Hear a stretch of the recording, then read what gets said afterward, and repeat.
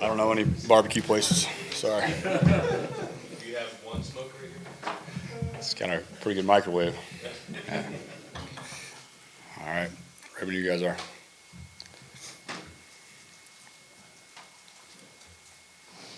Klint, y'all had 24 points last week, but overall, the last two games, you haven't been as productive as the first two. Can you zero in on the primary factors for that disparity? Yeah, I think there was good growth in that last week from the week before. You know, the turnover takes points off the board, which is a critical piece. So that's one thing we're definitely focusing on this week. Obviously, there is, just like next man up happens all the time in the NFL, but is what you guys are experiencing on the interior offensive line these last couple weeks particularly unique? No, it's the game. It's football. It's part of the job, and it's part of the reason guys make a career for themselves when they step up and get an opportunity like this. So it's unfortunate, but that's what we're built for, and that's the game. So excited for the guys that get an opportunity to play, and excited to get our other guys healthy and get them back. So we just gotta rally around them and everyone do their job and not worry about that. That'll take care of itself.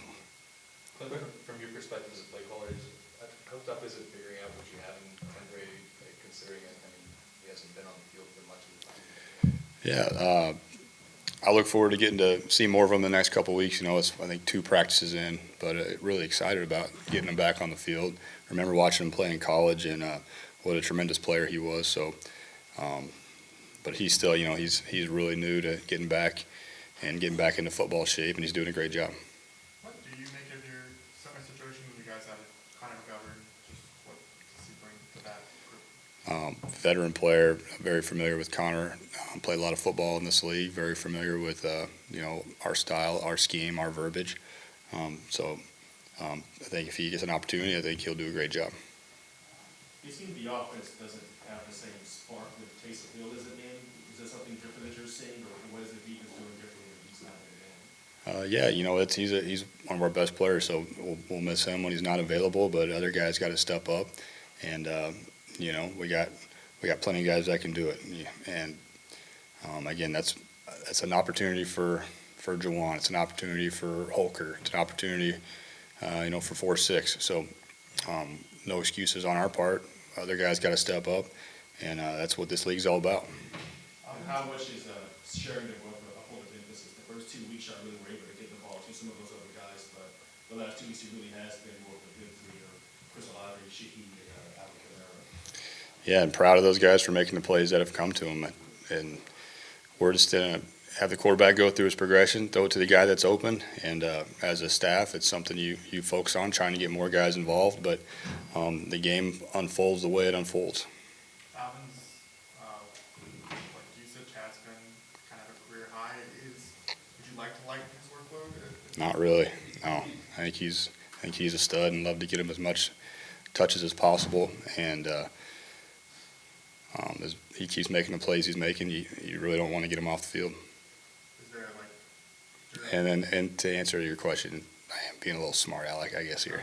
Yes, we need to be smarter about, you know, when to give him a blow every now and again. But in close games, he doesn't want to come out of the game, and we don't want to take him out of the game. So that's just the kind of player that he is. That's why he is where he's at. When you were making the staff together this offseason, what drew you to JD and Rick Dennison, and like how have you seen their performance get this line to play despite all of them? Well, I had a previous working relationship with Rick, and honestly, that was one of the big things when I was able to come here is Coach Allen allowing us to get Rick Dennison signed, and what a huge piece that has been to our offense. And I see Coach Dennison as another offense coordinator that should be up here talking to you guys every week, because he's that important to what we do in our game planning. And Coach Benton, knowing him, not working with him, but knowing him from before, I heard good things about him, but it's been an even more impressive part is being around him and see how he game plans and how he interacts with the players and the way he talks to the guys and the meetings that he runs are so impressive. Wish you guys could see him teach. He's a really good teacher, and really happy to have both those guys. Do you think they're kind of part of the reason why y'all have been able to Definitely. Yeah, those guys are key cogs in the wheel. And, I know that guys that don't get this credit as much too is, guys like Derek Foster and Clancy Barone, other key pieces of our run game as well. What makes John Benton a good teacher? Like, you've been around a lot of coaches. What makes someone a good teacher? Well, he's played the position. He's got the experience. He's articulate. He's to the point. He knows what he wants. He knows how to articulate to the players and knows how to give them the reps and practice they need to prepare themselves. At this, just overall, a good person with a lot of knowledge that knows how to deliver his message accurately, and he does a great job of that every week.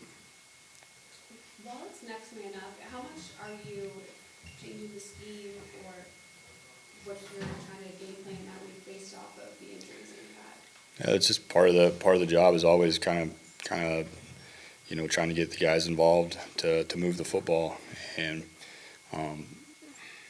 it's just things that you can kind of go back to what you've done in training camp, what you've done in the spring, maybe some things you haven't shown on film yet, but you got a lot of banked reps on that we can maximize going forward. So it's just part of making adjustments as a coach, part of our job. Kansas City has a top 10 scoring defense, and they've been really good on defense for the last few years. What allows them to have so much success? Well, I think it always starts with they're a really well coached group. They have excellent personnel. They're sound. They play hard. They swarm to the ball. They tackle. I think anything you can say about an elite defense, they have it. So it's definitely something that we got our work cut out for us this week, and looking forward to the challenge. And also top 10 rush defense. How much is that because of Chris Jones being there? Yeah, he starts with him. You got to know where he's at on every play. Tremendous player, run and pass. A guy we have a lot of respect for. Chris Jones is one of those guys that moves around on the line a good bit. I dealt with Micah Parsons earlier in the year. How much is that a bit of a parallel when it comes to preparing for Micah to preparing for Chris Jones? Yeah, similar. A lot different when it's an interior player, but very similar. Just knowing where he's at on every play. And what's the emphasis been like, just working with the crowd and the noise of everything? Yeah, well, the great news is, I think DA gets us really prepared for that here as far as piping the crowd noise in and making it as loud as we can make it. You don't ever truly get to appreciate Arrowhead till you're there.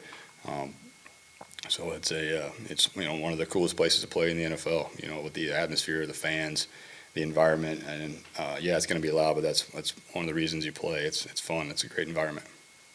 There's at least A.T. Perry. Was there something that he didn't take that next step or make that progress from a year ago?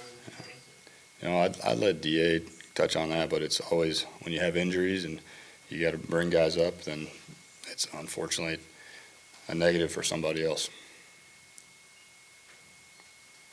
Thanks, guys.